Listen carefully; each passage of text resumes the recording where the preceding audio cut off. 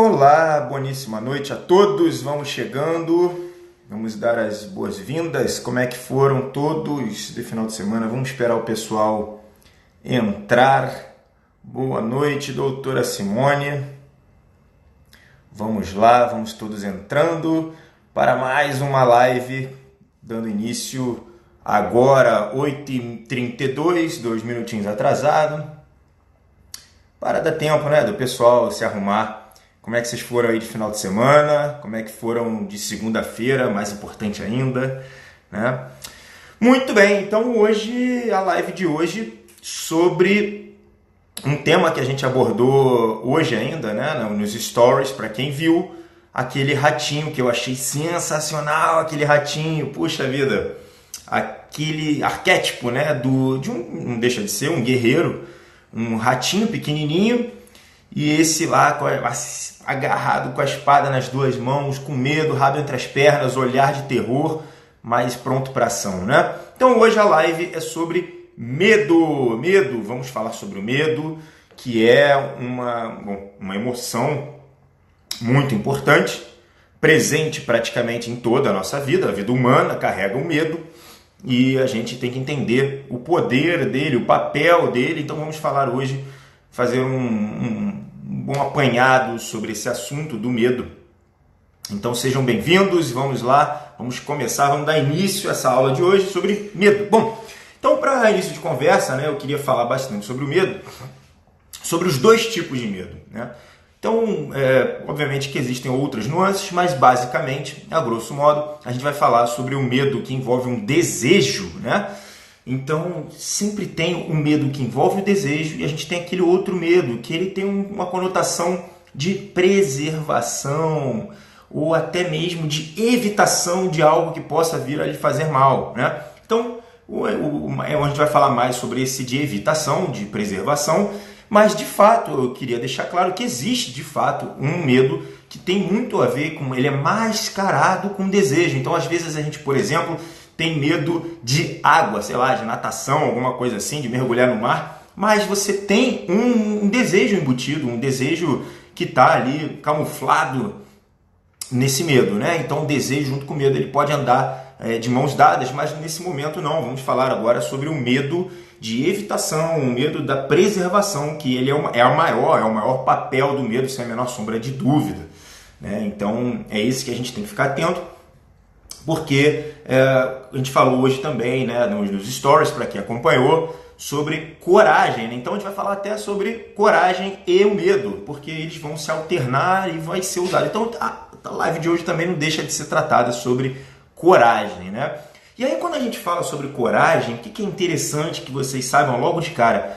A coragem basicamente é a ação apesar do medo, né? É quando você conseguiu sobrepor o seu medo e agir, tá? Então, basicamente, a coragem vai ser isso. Mas a coragem, ela não só vai ser envolvida com o fator medo, ela vai poder ser envolvida, por exemplo, né?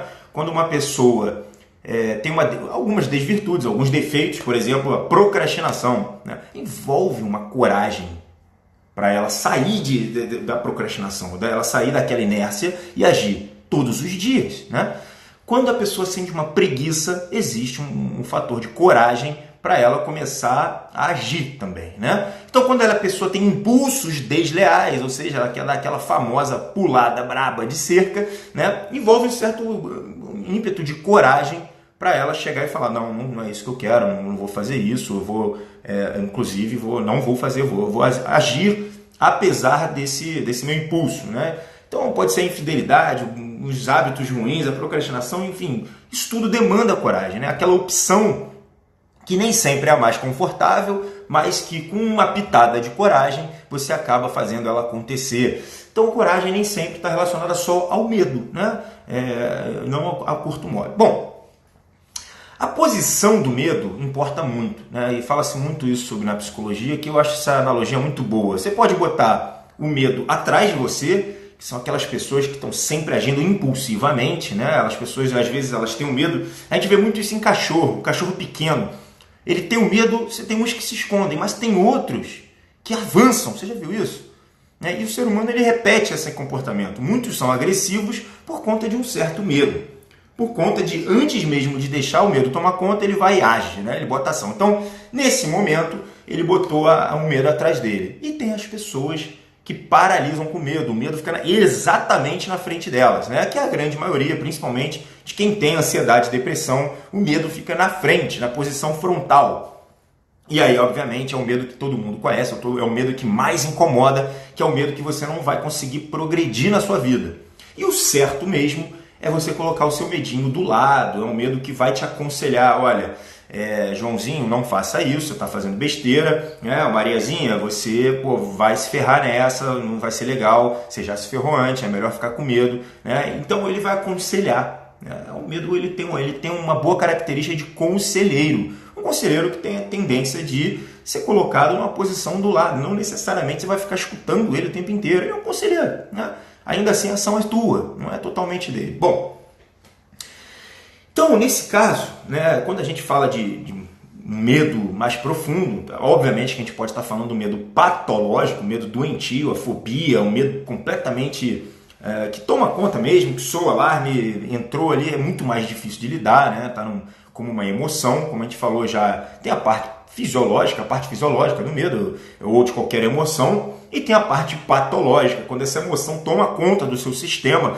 e não deixa você agir, não deixa você dar um passo à frente, né? Então, essas fobias, o medo patológico, você tem que entender, vai ter que fazer um tratamento, vai ter que fazer uma terapia, vai ter que buscar mais nas profundezas, porque a gente sabe, né? A emoção, ela pode tomar conta, né? Ela tem um poder muito grande, né? Ela tem um poder que a gente nem sempre controla, perfeito? É muito difícil você controlar. Você pode até controlar a sua pulsão, a sua ação, mas a emoção ela vai brotando conforme como o nosso passado veio ditando até hoje, né? Então, quando a pessoa chega, sei lá, com 30 anos de idade, 40 anos de idade, e tem um medo, a gente tem que olhar a história dela pregressa e falar, olha, realmente esse medo, ele tem uma substância, ele tem uma causa, ele tem um porquê de existir.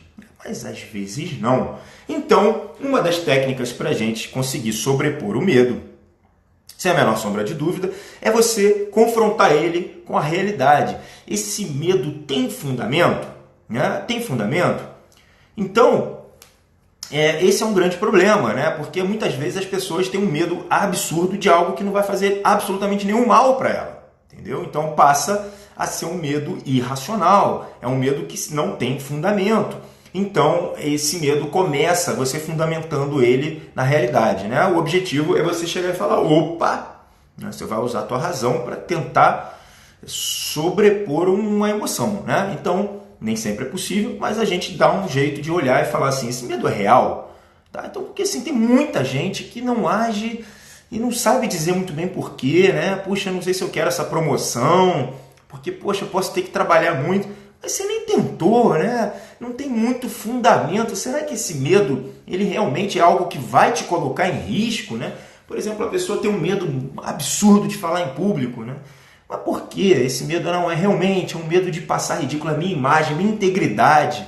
Eu já tentei falar em público, eu tremi e tal. Então, obviamente, que você vai colocar esse fundamento, vai tentar fundamentar esse teu medo. Se ele realmente tem uma realidade nele, né? Ou não, às vezes não tem, beleza? Então, quando não tem, em tese, é você tentar passar a controlar ele um pouquinho mais, né? Bom, a segunda grande técnica, que é a técnica mais usada, que a gente usa mais aí, que é a técnica da observação, da atenção plena, do mindfulness. Isso envolve um treinamento, não é algo que você vai conseguir fazer em alguns minutos, mas você vai observar sem apego, eu sempre falo isso aqui. Então, nesse momento, você pode fazer isso através da meditação, mas não é uma meditação de ficar em cima de um rio no Tibete e não sei o quê. Não. A gente está falando de prestar atenção nos nossos sentimentos, nas nossas emoções, principalmente emoções, né?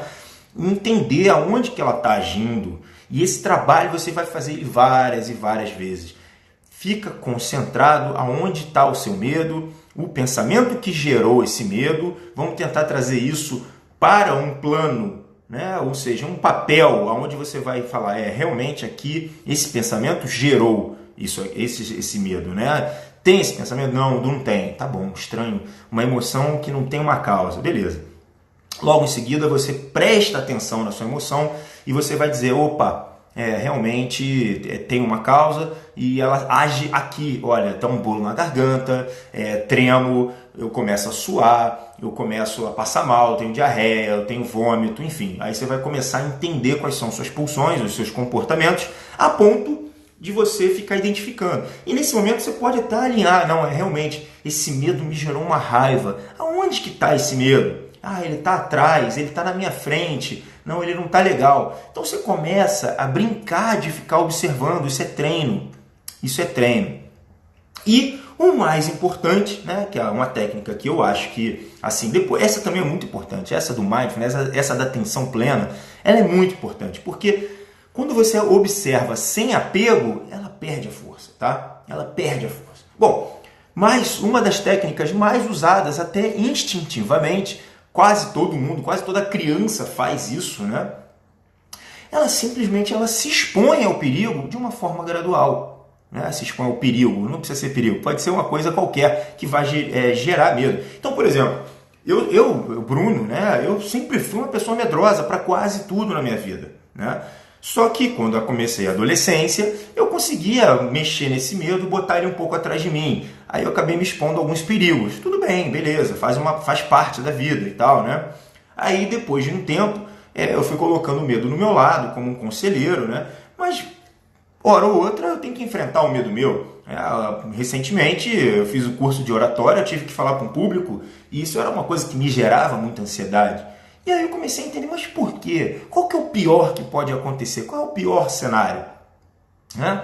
E depois, poxa, eu não estou falando para um público de 50 mil pessoas ainda, né? Estou falando para um público pequeno.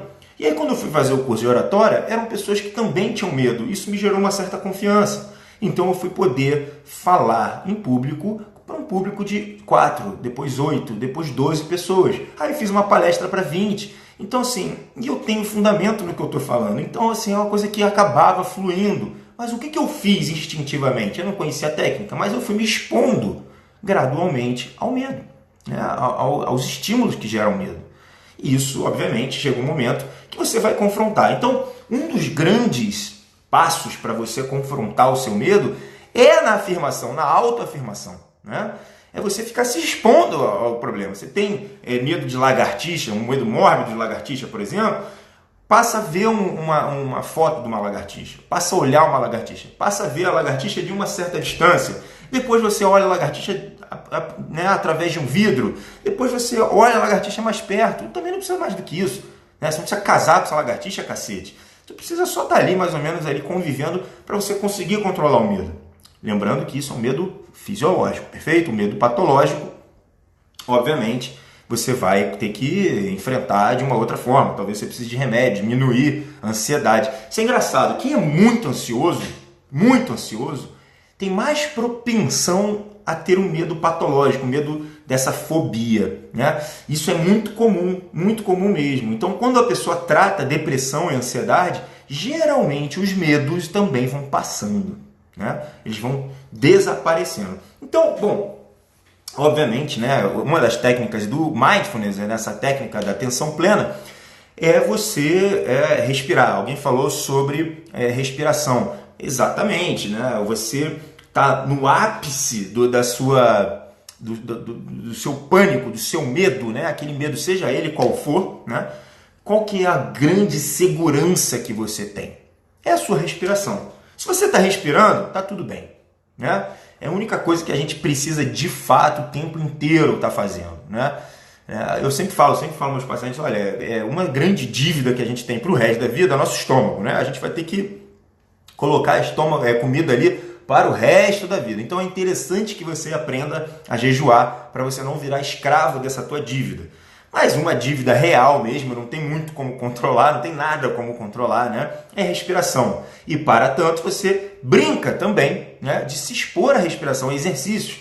Então geralmente, eu falo bastante isso nos meus cursos, né, que estão entrando no ar ainda, durante o dia fazer técnicas de hiperventilação, né? E isso vai gerar um aumentozinho leve, teoricamente, no momento da ansiedade, pode gerar um mal-estar, pode gerar sensação física estranha e você, logo depois, você passa a controlar, né? E você fica bem com você mesmo. E de noite, para relaxar, uma ventilação bem mais prolongada, até com um pouco de retenção. Qualquer dia eu falo sobre isso.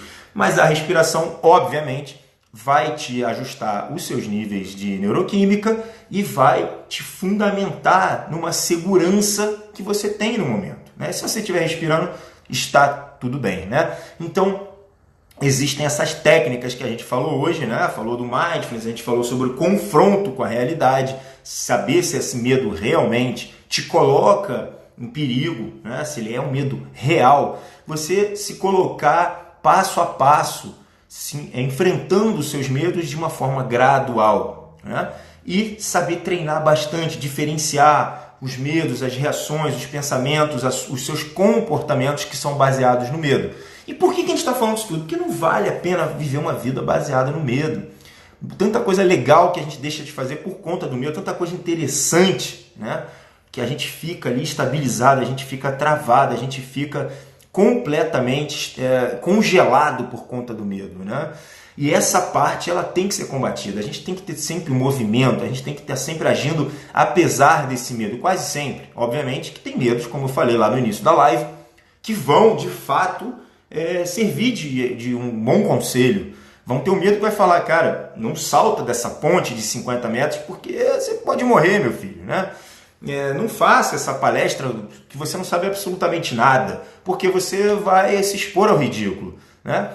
Cuidado com essa mulher que você acabou de sair, porque ela pode, por exemplo, dar um golpe. Então, né, enfim, ou o homem, caramba, esse cara que está com comportamento violento, acabou de ser violento com o garçom, tratou mal a mãe, pô, cuidado com isso, já tem alguma coisa, esse medo tem que ser ouvido, né? Então, nem sempre o medo é algo negativo. Pelo contrário, é uma emoção que tem o seu papel fisiológico. Perfeito? Muito bem. Vou jogar essa live lá no YouTube assim que der. Né? Em breve sai meu curso de depressão. Estou tentando, já comecei a fazer o upload. E em breve, muito em breve, a gente vai falar, vai ser um programa bem extenso sobre depressão. E amanhã, eu acho que eu atendo até umas 9 horas da noite. Tá? Vou tentar fazer a live, vou anunciar a live entre um paciente e outro, anunciar a hora que eu conseguir sair daqui, né? Naquele esquema que vocês conhecem, e aí a gente faz uma próxima live, tá bom? O nome do canal, eu sempre lanço aqui, o link é Bruno Lamoglia, normal, para quem chegou atrasado não tem problema, a live fica gravada 24 horas, tá bom? Até a próxima, boa noite, namastreta para vocês. Tchau, tchau.